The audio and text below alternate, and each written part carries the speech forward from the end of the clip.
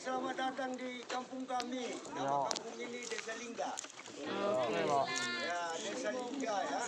Dan ini di depan kita ini namanya kalau bahasa Karo itu rumah Siwalu Jabu, rumah adat Karo ya. Namanya rumah Siwalu Jabu. Yang artinya satu rumah ada 8 keluarga tinggal di dalam ya. Di dalam rumah ini nanti bisa kita lihat. Dan di atas rumah ini ada tanduk kerbau ya, mungkin ini udah lepas, yang itu ada tanduknya ya. Fungsi daripada tanduk kerbau itu melambangkan itu sebagai penolak bala, supaya roh-roh jahat, orang yang berpikiran jahat tidak bisa masuk ya. Dan atap dari rumah ini terbuat dari ijuk. Ya, dan di sini ini namanya kalau bahasa Karo mungkin kita lihat mirip cicak ya. Ini namanya pengeretret. Pengeretret. Itu fungsi daripada pengeretret itu merupakan kalau bahasa Karonya ini pengeretret dua fungsi. Satu tolak paku karena rumah adat ini dibangun tanpa paku ya. Yang kedua pengeretret ini melambangkan lambang kebersamaan, keterikatan satu sama lain. Merapat ya. Dan di sini bentuk daripada rumah adat ini karena dulu di kampung kami di Karo itu ada namanya agama pemena. Kalau kita bawa ke bahasa Indonesia itu agama animis. Ya, agama animis itu agama pemena itu percaya kepada 3 Tuhan. Kalau bahasa Karonya Tuhan di bata ya, di bata di tanah, di tengah dan di atas. Mungkin di Karo dibilang di batas telu, kalau Kutoba mungkin dari Hanatolu ya. Dan di sini bentuk daripada rumah adat ini kalau menurut kepercayaan dulu itu sama dengan orang menyembah ya, macam ini.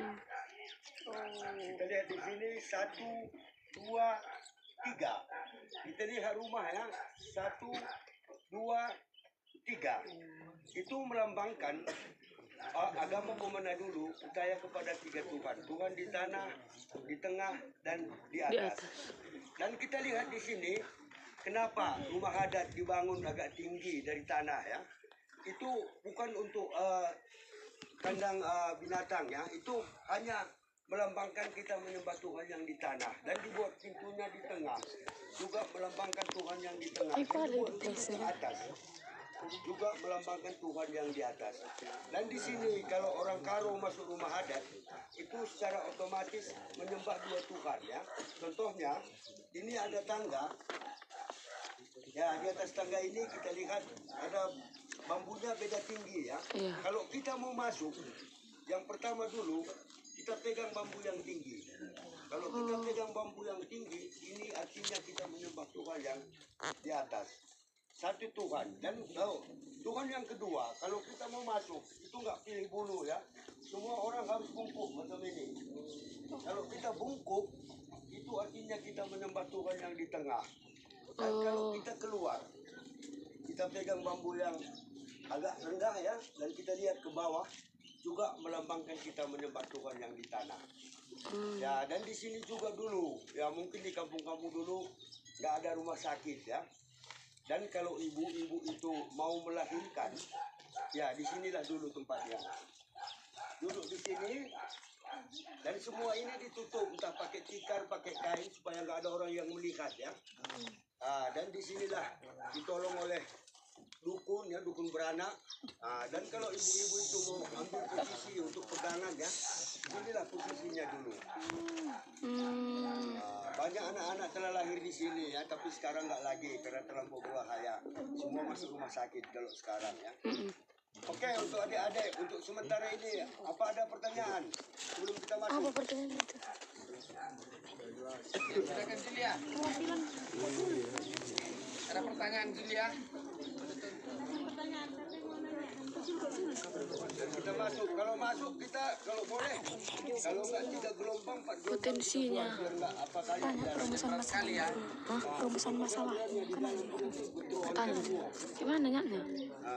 Ada kertas di bagian ibu. Itu dah. Faktor-faktor pertanyaan saya, potensi apa yang dimiliki rumah adat Karo sebagai cagar budaya? Potensinya dari rumah adat inilah kalau kita telusuri dari situlah tercipta budaya Karo ya. Itu karena gini, di dalam rumah adat ini satu rumah ada 8 keluarga ya. Disitulah ada anak beru, kali bubu, selina, sembuya. Itu merupakan suatu keluarga kecil tapi punya keterikatan satu sama lain.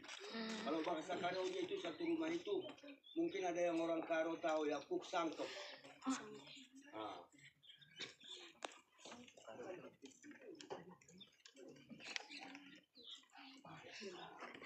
Boleh pertanyaan yang dari guru? Boleh. Kan belakangan ini kan di media sosial itu banyak yang berbeda pendapat tentang Karo itu di mana posisinya. Nah, kalaulah boleh, tapi kalaulah tidak berkenan juga boleh menjawab. Apakah Bapak selaku warga di sini dan yang berkuasa atas rumah adat di sini boleh menjelaskan bagaimana posisi Karo itu dalam budaya Batak? Terima kasih. Kalau menurut pribadi saya ya, Karo itu Batak. Ya. Satu contoh, kami orang Karo punya gereja Batak Karo Protestan. Nggak pernah kita udah jauh-jauh. Itu dari dulu ya. Mungkin yang lain ya salah tafsir itu kita nggak tahu.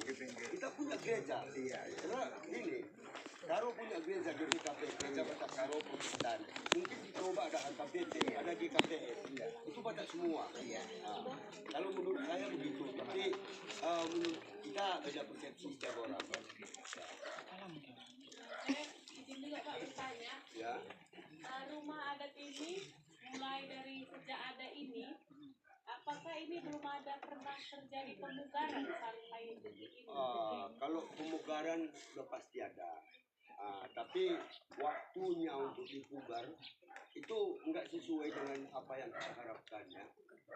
Karena gini, contohnya atap ini, ya, atap ini kalau musim hujan gini banyak lumut. Ini wajib kita bersihkan minimal 7 tahun, 10 tahun, atap ini wajib kita kikis dan kita sisip lagi. Makanya itu perawatan itu walaupun nggak secara rutin itu ada. Pak, satu lagi Pak tambahan ya. Tadi saya lihat di rumah adat yang di situ ada yang menempati dalam. Iya. Yang ini kosong. Terus yang menjadi pertanyaan saya Pak, di rumah adat ini untuk hukum adat desa Lingga ini, apakah memang semua orang berhak boleh menempati rumah yang ada di dalam? Karena setelah saya tadi ke dalam saya lihat ada 8 ya Pak ya, 8 sudut rumah seperti kamar, dan setiap rumah itu ya, setiap rumah itu di depan juga ada para-paranya udah tersedia. Itu memang dibebaskan untuk menempati rumah ini atau hanya entah keturunan raja-raja aja yang boleh? Ini begini, kalau dulu semua di kampung kita ini rumah adat. Dan rumah adat ini mungkin sama juga dengan di Batak Toba mungkin ya. Karena rumah ini per marga. Orang Karo punya 5 marga ya, Binting, Kanidan, Sendiri, Pelangi-Nangin, Karo-Karo. Contohnya rumah yang 2 ini untuk marga Karo-Karo. Jadi semua orang yang tinggal di dalam itu punya hubungan keluarga dengan Karo-Karo. Baru bisa, nggak bisa sembarang orang masuk. Pak, saya mau nanya, apa saja yang mempengaruhi kekurangan perhatian dalam melestarikan rumah adat Karo? Sebenarnya kekurangan perhatian untuk melestarikan juga ada saja. Support dari pemerintah itu kurang aturannya. Kalau menurut saya, kalau sudah dibilang cagar budaya, itu minimal perawatan rutin ada dari pemerintah. Sementara kalau ditunggu-tunggu pun bisa sampai rumahnya runtuh nggak ada perawatan. Itulah kekurangan yang paling apa. Ekstensi. Pak, nanya, Yo. bagaimana persepsi masyarakat terhadap eksistensi rumah adat Karo saat ini? Ya, kalau masyarakat sekarang khususnya kami anak Lingga itu bangga. Kenapa? Karena di Karo bukan setiap desa ada rumah adatnya. Oh iya. Makanya kami di sini bangga. Tapi walaupun kami bangga untuk melestarikan rumah adat ini, itu harus banyak bantuan-bantuan dari luar ya. Karena dari rumah adat ini ya mungkin kampung kami menjadi terkenal. Bukan cuma di Indonesia, sampai mancanegara juga.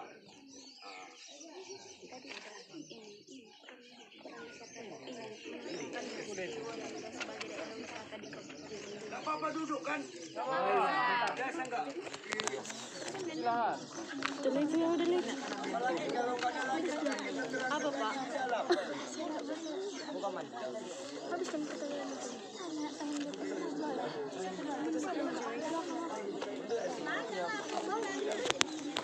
Iya, tanya aja deh. Ada yang mau tanya, Maria? Dia. Penasaran dia. Iya, Maria. Oh itu biasa itu. Mana ada orang Karo pakai rambut potong-potong. Ih, bilang hiasan aja ya. Bah. Tanya deh. Rumah adat ini sendiri berdirinya kapan? Rumah adat yang kita lihat sekarang ini berdirinya dari tahun 1860 kan? Iya udah. kalau kita lihat dari dalam rumah ini dibangun tanpa paku. Oh, tanpa paku. Ay, cuma Ada satu itu kayak paku dia ditarik ngadetin ya katanya Ini mereka mau bertanya secara fakta dibangunnya dulu ini apakah memang sebenarnya ini hanya cagar budaya atau memang disetting atau memang pada awalnya siapa nama pendiri rumah adat ini dan masih adakah sampai sekarang yang ahli warisnya demikian? Ya, itu macam yang saya bilang pertama tadi. Ya. Rumah ini dibangun oleh marga, ya. Dan contoh, rumah ini dibangun oleh marga Sibolingga. Sampai sekarang ahli warisnya marga Sibolingga. Tidak bisa ada yang lain. Nah, untuk rumah ini tanahnya tetap milik marga Sibolingga. oh. Satu lagi, itu kan kotak-kotak yang diduduki. Marga Sibolingga tadi Pak? Saya menunggu. Maniuru, oh, orang. Kita kamu seragi. Simarmata. Sarupa. Itu kan ada kotak-kotak yang diduduki itu. Entah adanya dulu, zaman-zaman dulu ditaruh di situ. Enggak. Ini gini, Kira-kira Pak. apa? Ini kotak-kotak kami namanya. Iya. Karena kayunya Iya. yang pertama dulu udah lapuk, makanya disisip. Kalau aslinya macam itu, Pak. Enggak ada kotak-kotaknya ya. Oh gitu. Kayunya jadi kalau kita injak takut patah ya disisip. Itu cuma kayunya. Tinggi kan, kita kan masa-masa lalu itu entah ada memang. Nambah coba. Bendera kita ya. Oke lah. Kalau satu bendera kita.